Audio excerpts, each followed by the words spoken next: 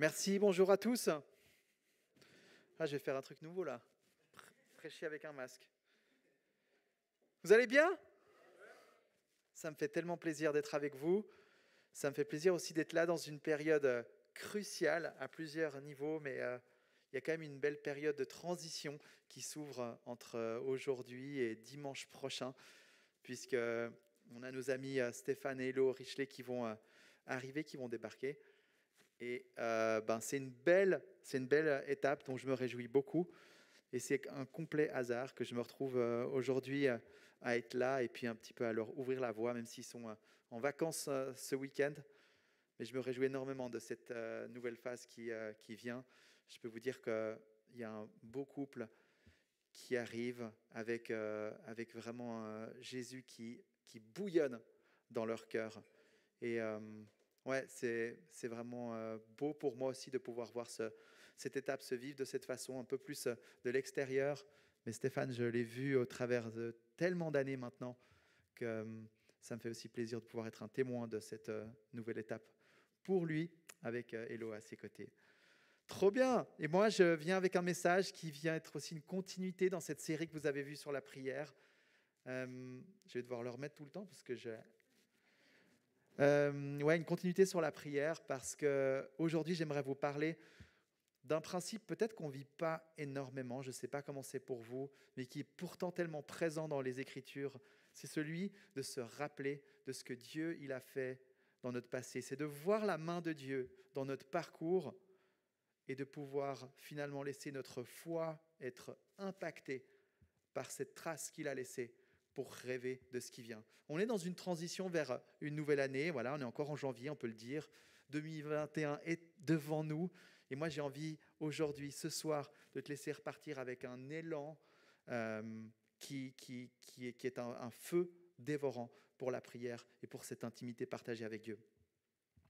Je commence donc avec une petite intro pour dire que dans notre vie de foi, il y a une force qui anime notre foi, c'est de pouvoir dire de toutes nos tripes, tout est possible avec Dieu. Et je ne sais pas comment c'est quand tu te lèves le matin, je ne sais pas comment c'est quand tu te retrouves face à des défis, à des impossibilités. Est-ce que ton cœur et toute ta foi brûlent et peut se lever et déclarer tout est possible avec Dieu. Et si c'est possible de pouvoir dire ça, c'est parce qu'il y a notamment deux raisons qui l'expliquent. La première, c'est que Jésus, il est vivant. Et si Jésus, il est vivant, alors ça change tout.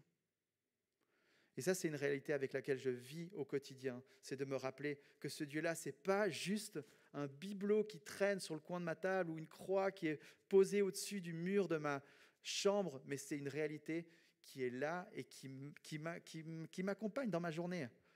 La deuxième chose qui m'impacte, c'est justement ce que j'ai partagé tout à l'heure. C'est de réaliser que les épreuves que j'ai traversées, Dieu était là, à mes côtés, et il m'a rendu plus fort. Et ces éléments-là me permettent aujourd'hui de me tenir, et de me tenir même devant toi ce soir, et de te dire une fois encore, de toutes mes tripes, avec Dieu, tout est possible. Et je veux continuer à 40 ans, ce sera l'été prochain, à le dire. Je veux continuer à 50, à 60, et ainsi de suite. Et je veux pouvoir être sur mon lit de mort en continuant à déclarer cette réalité et la transmettre à mes enfants et aux générations suivantes. Oui, je peux le dire parce que j'ai vu Jésus à l'œuvre. Et peut-être que 2020 a été une année très défiante pour toi. Elle ne t'a pas laissé de tout repos. Et en même temps, peu importe. Je voudrais qu'on puisse se tenir là ce soir et se dire, OK, il y a peut-être une année 2021 qui vient, qui va continuer de ne pas être facile. Pourtant, je veux l'accueillir. Je veux la laisser se présenter à moi. Pourquoi? Parce que j'ai Dieu qui est vivant, il est là, et il va la vivre avec moi. Il va la bouffer avec moi cette année. Alors, n'aie pas peur de ce qui vient. Chaque jour suffit à sa peine. Il y a une réalité qui nous accompagne et qui nous suffit, c'est qu'il est là, à nos côtés, et il va nous rendre plus forts au travers des épreuves. Et c'est pour ça que j'ai une belle citation de ma propre part que je te partage ce soir. C'est de dire que c'est parfois le long des chemins les plus cabossés qu'il y a le plus de perles à récolter. C'est une belle image en fait, parce que dans chaque petit trou, dans chaque petit creux de toutes ces difficultés par lesquelles tu as passé, il y a quelque chose de lumineux qui en ressort. Et ça a été vraiment, c'est pas juste une théorie, ça a un impact concret dans ma façon de vivre ma vie de tous les jours. Je te donne un exemple. Le 1er janvier, je me réveille, le visage radieux, illuminé par le 31, c'est-à-dire la soirée de la veille, qui était très simple, je dois te l'avouer, mais qui était avec Dieu. On a vécu un temps avec ma famille, avec mes beaux-parents même, où on a pratiqué, comme disait mon beau-père, un exercice ignatien, donc de Ignacio de Loyola, qui consiste à relire l'année écoulée pour y voir Dieu. Et c'est un peu de ça que je te parle en fait ce soir. Donc moi, j'avais passé une bonne partie de la soirée du 31 à revoir l'année écoulée et à tenter d'y voir Dieu. Et c'était un beau moment. Et je me réveillais le 1er avec la joie dans le cœur parce que je réalisais à quel point la main de Dieu avait été là tout au long de l'année. Et que je pouvais dire, oui, c'était une année pas facile et en même temps, c'était une année riche. Et là, je reçois un message familial de l'autre partie de ma famille dans un groupe WhatsApp.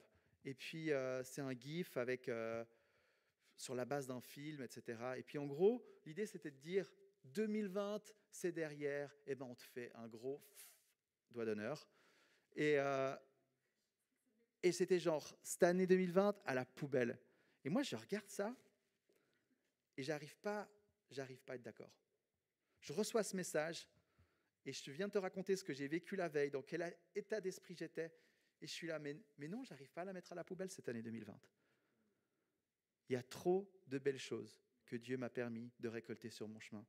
Et là, tu vois, je te parle de quelque chose qui peut paraître théorique, mais en même temps, je te montre à quel point, dans la pratique, finalement, je peux me retrouver confronté et à me dire, ah non, non, là, ça vient me rejoindre dans ma façon de voir ma réalité de tous les jours. Et là, je dis non, ça, je ne prends pas avec. Je ne la mets pas à la poubelle, mais je choisis de voir Dieu là-dedans. Regarde ce psaume 77, au verset 12 et 13, qui dit ceci. « Je me rappelle la manière d'agir de l'Éternel. Oui, je veux me souvenir de tes miracles passés. Je réfléchis à toute ton activité. Je veux méditer tes hauts faits. » Ça, c'est un choix intentionnel. Il y a des je veux, il y a des je fais, il y a un désir qui est clairement affiché. C'est que je ne continuerai pas à avancer dans ma vie sans me rappeler de ce que toi, ô mon Dieu, tu as fait. Et tu vois, je pense que cet exercice de relire son parcours et d'y voir Dieu, ce n'est pas quelque chose qu'on a besoin de faire uniquement chaque année. On peut le faire pour différentes saisons, on peut le faire pour peut-être différentes aventures par lesquelles on a passé, on peut même le faire pour chacune de nos journées. Il y en a, j'avoue, ce n'est pas forcément mon habitude, mais il y en a qui se couchent le soir et qui font un petit scan de leur journée. Et ils passent au travers de cette journée en essayant d'y voir la main de Dieu. Et c'est un principe qui est tellement puissant et qui doit prendre une place beaucoup plus présente dans notre vie de prière, j'en suis convaincu. Et le but, c'est quoi ? C'est pas juste pour se mettre en ordre avec Dieu. C'est pas juste pour être un peu plus performant le jour d'après. Le but, c'est de connecter dans une intimité profonde avec le cœur de Dieu. C'est un moment où tu es invité à faire un avec lui et voir qui il est à tes côtés dans ta vie de tous les jours. Je voudrais aujourd'hui te parler de notre ami Noé. Tu connais sans doute son histoire, mais Noé, lui aussi, l'année de ses 600 ans, il a passé par une année de confinement, on va dire. Une année pas évidente, une année pleine d'épreuves. Et pourtant, on va voir ou revoir au travers de ce passage, de cette histoire, que Dieu va l'inviter à ne jamais oublier ce qui s'est passé. C'est-à-dire de voir la main de Dieu à l'œuvre dans cette épreuve. Donc, l'histoire de Noé se trouve dans les chapitres 6 à 9 du livre de la Genèse. On a 3 chapitres où le décor il est quand même relativement sombre. On apprend que Dieu est très fâché contre ce que les hommes sont en train de faire sur la surface de la terre. Et il a un désir, c'est d'exterminer ces créatures. Il veut exterminer ces créatures, tout le monde? Non, pas tout le monde. Il y a une personne qui lui fait plaisir, qui réjouit son cœur, c'est Noé. Alors il choisit de mettre Noé à part avec toute sa famille et de trouver un moyen pour leur permettre d'être libérés des flots de ce déluge qui va tomber sur la terre. Il va construire cette arche, vous connaissez l'histoire, qui fera une sorte d'office de zoo, parce qu'il y aura un petit peu toute la création qui va venir à bord par paire. Et on est peut-être, tu vas me dire, dans ces premiers chapitres de la Bible où on peut tirer une interprétation de ces faits un peu plus symbolique, je le conçois. Mais pourtant, ça reste pour moi fondamental de se demander qu'est-ce que Dieu il a voulu nous dire au travers de cette histoire. Autrement dit, si cette histoire n'était pas dans la Bible, qu'est-ce qu'on n'apprendrait pas à propos de qui est Dieu? Et là, j'aimerais simplement déjà poser un peu le décor sur comment est-ce que Dieu choisit de se révéler au travers de cette histoire. L'histoire de Noé nous rappelle que la nature de l'homme, elle est déchue. Et ça, c'est pas que de l'époque, c'est que c'est une réalité et c'est un constat aujourd'hui qui façonne notre existence. On n'est pas à la hauteur devant Dieu. On n'y arrive pas tout seul. Ça veut dire qu'on a besoin de lui. Et on voit que cette humanité, à vouloir faire sans Dieu, elle fait n'importe quoi. Première chose. Deuxième, c'est que Dieu n'aime pas le péché. On apprend qu'il est attristé. On apprend qu'il est en colère. Et là, peut-être que je suis en train de te peindre le tableau d'une réalité de Dieu qui t'es pas trop à l'aise. C'est pas celle que tu aimes entendre pour te réjouir. Mais en même temps, j'ai envie de nous réconforter d'une chose. C'est que si on décrit ce tableau-là, d'une réalité où on n'est pas à la hauteur, d'une réalité où on a un Dieu qui n'aime pas le péché et qui peut finalement le condamner, ça veut dire quoi? Ça veut dire qu'on a quand même un Dieu juste à la fin de l'histoire. Et heureusement. Et peut-être qu'on n'a pas vécu assez d'injustice dans notre vie pour se rendre compte à quel point c'est un véritable cadeau que d'avoir à nos côtés un Dieu qui fait office de justice.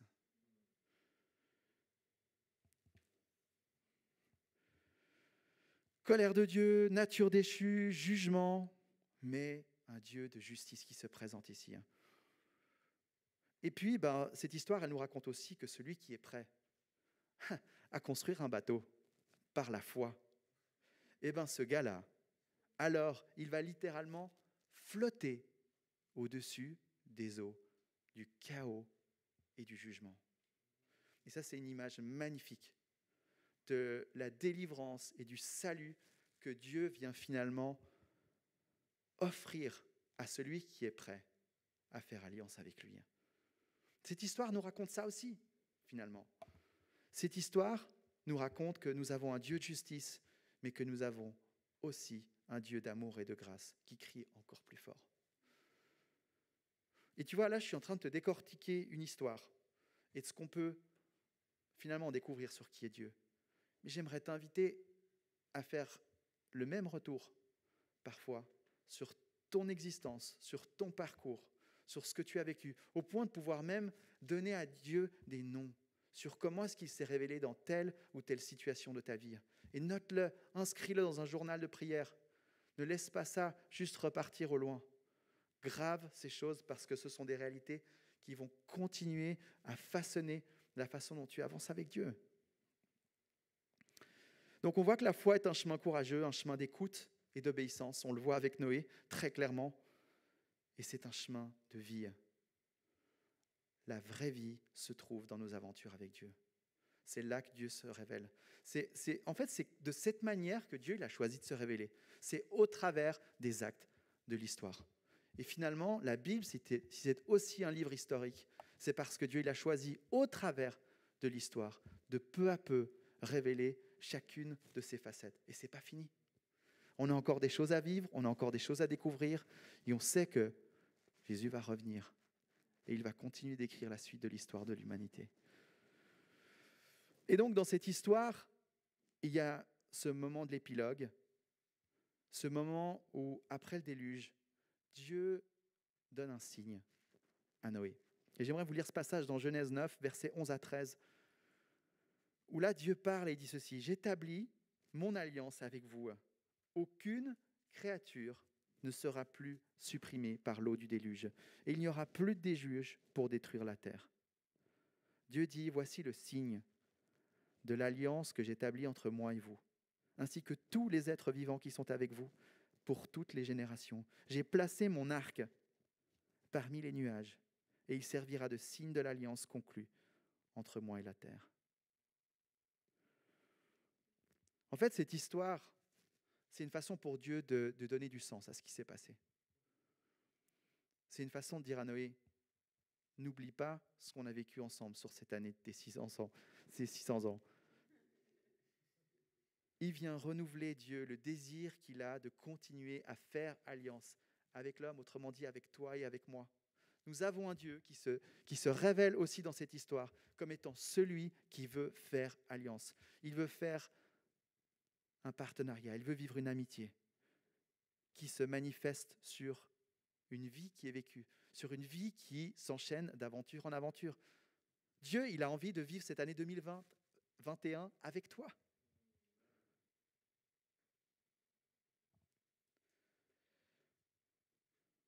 Et là, il donne ce signe de l'arc-en-ciel comme une promesse. Une promesse, non pas juste pour Noé, mais pour les générations qui viendront. Et ce signe, il nous dit quoi? Il nous dit oui, bien que le monde mérite le jugement, Dieu désire faire résonner plus fort encore son amour et sa grâce. Et en fait, cette image de l'histoire de Noé, c'est une façon de pointer sur le salut que Dieu nous offre. À tous, pas juste à Noé, mais à tous en Jésus-Christ, par sa mort et sa résurrection. C'est un cadeau. Et ce signe que Dieu fait avec Noé, c'est une manière de dire encore: Noé, rappelle-toi. Rappelle-toi, je suis un Dieu de promesses.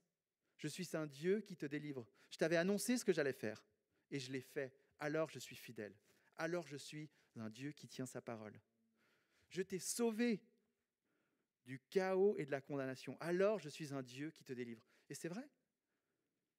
Je pense que l'année de ses 601 ans, Noé, il est ressorti avec son journal de prière. Et il y avait un nom de Dieu qui ressortait plus clairement que tout autre. C'est: mon Dieu, il me délivre. Mon Dieu, il est venu me secourir. Je l'ai vu.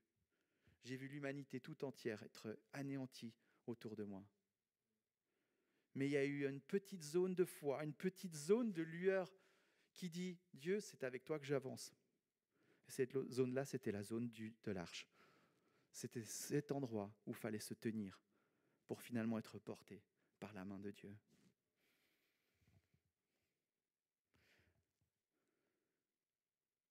Alors moi, je te pose la question, en 2020, qu'est-ce que Dieu t'a montré de lui?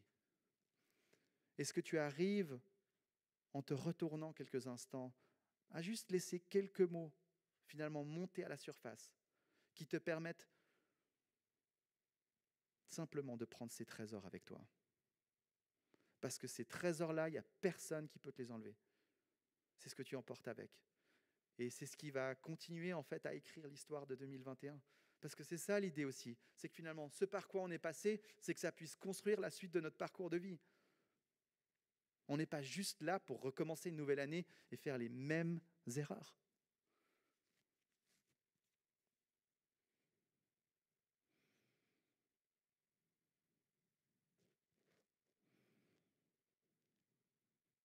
Relire son année écoulée pour y voir Dieu doit être un lifestyle de foi, un faith style.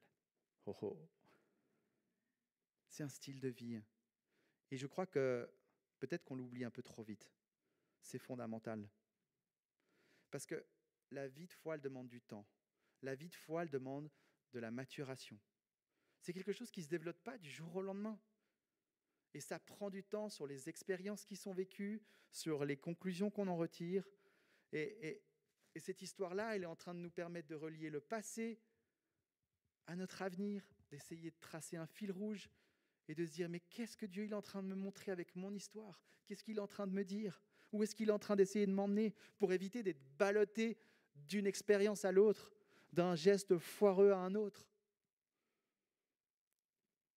La Bible est l'exemple même d'un peuple qui a compris que Dieu a choisi de se révéler au travers de nos histoires, les uns les autres. Et il a choisi de raconter son histoire sur qui il est au travers de nos histoires. Et en fait, il y a des psaumes entiers qui racontent ce que Dieu a fait. Psaume 106, c'est toute l'histoire qui est résumée du peuple d'Israël. Il y en a d'autres, où on voit même, par exemple, après la Pentecôte, les apôtres qui font quoi? Qui nous plongent dans un résumé de toute l'histoire de Dieu depuis le début, depuis la création, pour dire, n'oubliez jamais d'où vous venez, les amis. Et n'oubliez pas comment est-ce que Dieu a choisi de se révéler, parce que dans cette histoire, on comprend comment il a choisi de se révéler et qui il est. Alors, quelle histoire Dieu raconte-t-il au travers de ton parcours, au travers de ce que tu vis en ce moment? J'ai envie de te terminer aujourd'hui avec une petite histoire personnelle. En 2020, une perle qui est restée, que j'ai pu récolter sur ce chemin cabossé. C'était au mois de juin dernier. J'ai eu la chance pendant 2 ans d'être accompagné par un père jésuite avec qui j'ai pu faire quelques Skype et quelques rencontres. Et on était dans un temps où c'était vraiment des temps juste pour moi, pour continuer à grandir, pour être encouragé. Et on était dans un temps où on faisait une sorte de rétrospective en fait sur mon parcours. Et le gars me demande, et il me dit, mais Adrien, qu'est-ce que ça fait pour toi de réaliser qu'au travers de tout ce par quoi tu es passé, aujourd'hui tu te tiens là et tu peux dire que Dieu il est bon? Et moi qui suis quand même très dans la réflexion, je commence à mettre 2-3 mots, genre ouais mais je reste en surface, tu vois, je reste dans l'analyse. Et lui, expérimenté qu'il est, il essaie de me faire descendre dans les émotions et ça marche pas. Je reste dans des phrases logiques. Et puis là, il me dit, mais quel goût est-ce que ça a? Quel goût? Goût. Et là, pour moi, ça a été un déclic énorme. Parce que quand on me parle du goût, tout de suite, ça me parle. Voilà. J'aime bien cuisiner. C'est une passion dans ma vie. Et je sais pas, ça a comme ouvert une porte pour descendre. Et je ne m'arrêtais plus de parler. Je mettais des mots qui venaient prendre mes émotions. Et on sentait qu'on se regardait. C'était par Skype en plus là qu'on vivait ce temps-là.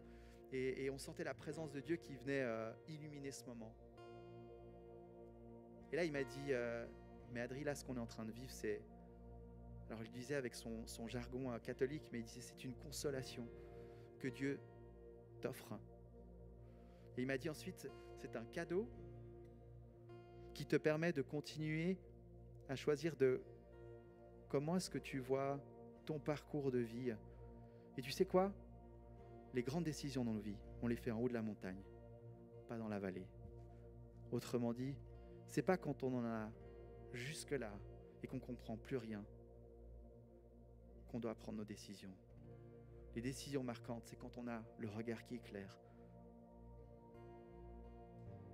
Et pour moi, ça a été vraiment une histoire hyper forte parce que j'ai choisi de me dire, mais je veux continuer en fait à descendre, même dans ma relation avec Dieu, dans ma façon de vivre les choses avec lui, à descendre dans les émotions. Et j'ai choisi depuis ce moment-là de garder cette habitude, de temps à autre, de me poser la question, quel goût ça a, Adrien, ce que tu es en train de vivre en ce moment? Et c'est un clin d'œil à un petit moment, tout simple, mais tellement puissant, d'une façon que Dieu, il a de se révéler pour moi, comme un Dieu qui est savoureux, qui est un Dieu qui n'est pas juste un concept intellectuel, mais qui est quelque chose qui vient me rejoindre dans tout ce que je vis, dans tout ce que je ressens. Et ça, c'est une jolie place que j'ai eu l'occasion de pouvoir faire dans